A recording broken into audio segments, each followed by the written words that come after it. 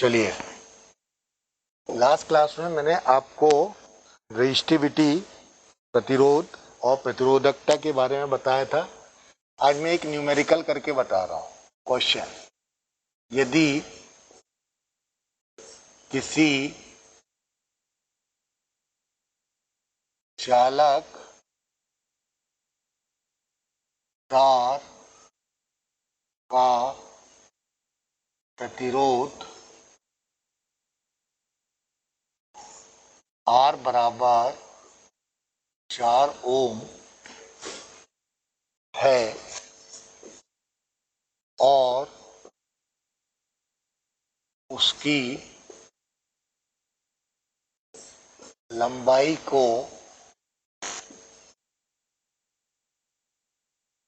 खींचकर दुगना कर दिया जाए कर दिया जावे तो नया प्रतिरोध बताइए। अगर हम एक चालक तार को खींचकर दुगना कर लेते हैं तो आपको नया प्रतिरोध बताना है। तो मैं क्या कर लेता हूं, सॉल्यूशन। ठीक है, माना तार की प्रारंभिक लंबाई L1 एवं क्षेत्रफल A1 है। ठीक है, तो इसका प्रतिरोध R1 बराबर कितना आ जाएगा, रो L1 अपॉन A1 आ जाएगा। ठीक है, और यहाँ पर R1 बराबर कितना दिया है, 4 ओम दिया है। ठीक, अब आप वो तो देखिए, तार को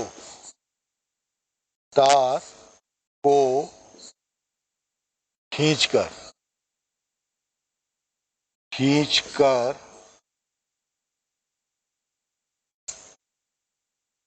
दुगना कर दिया है। इसका मतलब क्या हो गया, अब मेरे पास L2 बराबर कितना हो गया, 2L1। ये आ गया, समीकरण नंबर 2 कर दीजिए। ठीक है, अब ध्यान रखिएगा, कुछ भी हो जाए, तार को लंबा कर दूं, खींच दूं, मोड़ दूं, तो उसका आयतन ज्यों का त्यों रहता है। आयतन बराबर कितना आ जाता है, L1 इंटू A1 बराबर L2 इंटू A2।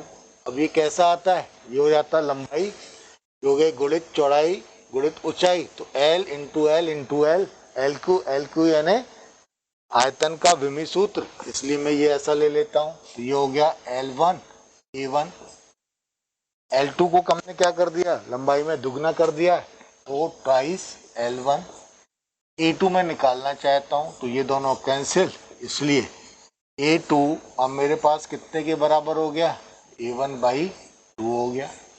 दूसरे केस में आप R2 मान लो, R2 बराबर रो L2 अपॉन A2। ये कितना आ जाएगा, रो L2 कितने के बराबर हो गया, ट्वाइस L1। ठीक, ये है, और A2 कितने के बराबर हो गया, A1 बाई 2। इसको आप सॉल्व करेंगे तो डिनोमिनेटर का डिनोमिनेटर न्यूमरेटर 4 हो गया। ये हो गया रो L1 अपॉन A1। ठीक, तो R2 बराबर, ठीक है, 4। ठीक, अब आप देखिए, रो L1 अपॉन A1 कितने के इक्वल हो गया, R1 के बराबर। ठीक है, क्लियर। समीकरण 1 से, ठीक, तो R2 बराबर कितना आ जाएगा, 4। R1 की वैल्यू आपको कितनी दी गई है, यहाँ पे 4 ओम दी गई है, 4 हो गया। तो R2 बराबर ये कितना आ जाएगा 16 ओम के इक्वल आ जाएगा। ये रिजल्ट आता है। ठीक है, सारे बच्चे इस क्वेश्चन को जरूर करिएगा। This is the important question for your board examination. Clear है? चलिए मैं यहाँ पर क्या करता हूँ, सेल को लेकर चलता हूँ। ठीक है, तो आपको मालूम है कि अगर मैं सेल को लेकर चलूं तो सेल क्या होता है, एनर्जी का सोर्स होता है, और इसको मैं ऐसा शो करता हूँ, प्लस एंड माइनस से शो करता हूँ, सर्किट में अप्लाई करता हूँ। ठीक है, तो सेल हमारे पास दो टाइप का होता है। सेल दो टाइप का हो गया, एक हो जाता है प्राथमिक सेल, से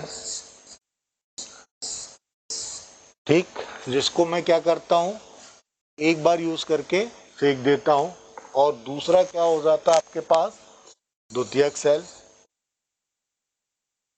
द्वितीयक सेल, ठीक, द्वितीयक सेल को हो जाता है जिसको हम क्या बोल देते हैं, चार्जेबल, है ना, जिसको हम बार बार चार्ज करते हैं। ठीक, जैसे मोबाइल का सेल, तो ये मेरे पास द्वितीयक सेल कहलाता है। अब सेल में क्या होता है कि आपको मालूम है कि सेल को जब अपन लगाते हैं परिपथ में तो ये प्रतिरोध देता है, तो ये हम बाह्य प्रतिरोध कहलाता है। लेकिन जब सेल में करंट फ्लो होता है तो सेल के अंदर जो विद्युत अपघट्ट होता है वह विद्युत अपघट्ट भी धारा प्रवाह के मार्ग में रुकावट डालता है। तो ये धारा के मार्ग में जो विद्युत अपघट्ट रुकावट डालता है उसको मैं क्या बोलता हूँ, आंतरिक प्रतिरोध बोलता हूँ। देखिए हम यहाँ पर क्या कर रहे हैं, सेल का आंतरिक प्रतिरोध कर रहे हैं। सेल का आंतरिक प्रतिरोध, सेल के आंतरिक प्रतिरोध को मैं स्मॉल आर से शो करता हूं। ठीक है, ध्यान रखिएगा। ठीक, तो सेल के अंदर, सेल के अंदर विद्युत अपघट्ट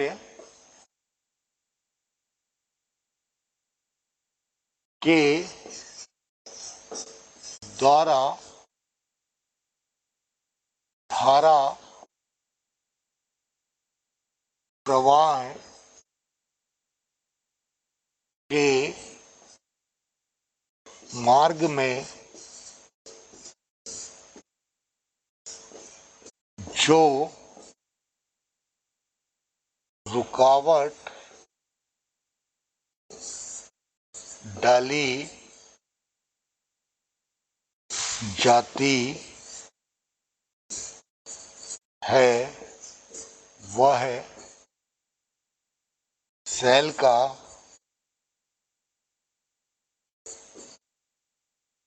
आंतरिक प्रतिरोध आर कहलाता है। ठीक है, तो ध्यान रखिएगा, सेल के अंदर विद्युत अपघट्ट के मार्ग में जो रुकावट डाली जाती है धारा के प्रवाह के मार्ग में, वह हमारे पास सेल का आंतरिक प्रतिरोध कहलाने लगता है। तो अगर मैं एक सेल को ले लेता हूं, ये मान लीजिए सेल को लिया, सेल के अंदर यहाँ पर विद्युत अपघट्ट है, इसमें एक प्लस और एक माइनस टर्मिनल होता है। जब यहाँ पर इलेक्ट्रॉन या पॉजिटिव चार्ज यहाँ पर फ्लो होते हैं तो ये जो विद्युत अपघट्ट धारा मार्ग में जो रुकावट डालता है वह यहाँ पर सेल का आंतरिक प्रतिरोध कहलाता है। तो सेल का आंतरिक प्रतिरोध, सेल का आंतरिक आंतरिक प्रतिरोध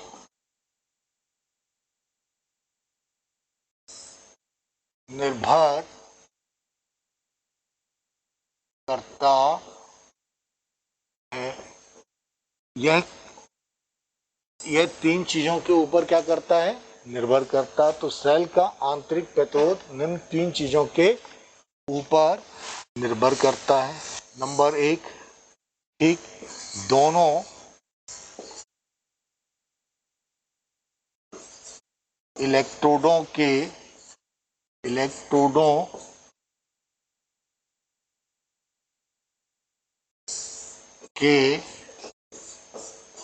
बीच की दूरी, ठीक है, इसको मैं डी कर दूं। जितनी ज्यादा दोनों इलेक्ट्रोडों के बीच की दूरी होगी एक आवेश को चलने में, उतना ज्यादा प्रॉब्लम आएगा। तो सेल का आंतरिक प्रतिरोध आर समानुपाती हो जाता है डी की। दूसरा, विद्युत अपघट्य में इलेक्ट्रोडों के डूबे क्षेत्रफल पर, अब जितना ज्यादा इलेक्ट्रोड इसके अंदर डूबे होंगे उतना ज्यादा इलेक्ट्रॉन को आने जाने में प्रॉब्लम नहीं होगी। इसका मतलब है आंतरिक प्रतिरोध आर व्युत्क्रमानुपाती हो जाएगा ए के, क्योंकि वे ज्यादा जल्दी जाके ज्यादा यहाँ पर कलेक्ट हो जाएंगे। नंबर थर्ड, सांद्रता पर। तो ध्यान रखिएगा, जितना ज्यादा सांद्र द्रव होगा उतना ज्यादा क्या होगा, इसको यहां से यहां तक जाने में दिक्कत होगी। स्मॉल आर समानुपाती व आर सांद्रता, ठीक। तो ये ध्यान रखिएगा, ये तीन चीजें इसके ऊपर निर्भर करती हैं। अब एक सेल को मैं क्या करता हूं, अब मैं जब भी सेल को डिफाइन करता हूं या शो करता हूं तो ऐसा कर देता हूं, ये सेल का सिंबल है और ये आपके पास क्या कहलाता है, इसका आंतरिक प्रतिरोध हो जाता है। तो एक सेल का एक सिंबल यहाँ पर आ जाता है, इसको हम विद्युत वाहक बल के शो कर देते हैं। तो नेक्स्ट पीरियड में मैं आपको इस विद्युत वाहक बल के बारे में बताऊंगा और आंतरिक प्रतिरोध और विद्युत वाहक बल के बीच में संबंध बताऊंगा, ठीक है। तो ध्यान रखिएगा, इसको अच्छे से नोट कर लीजिए।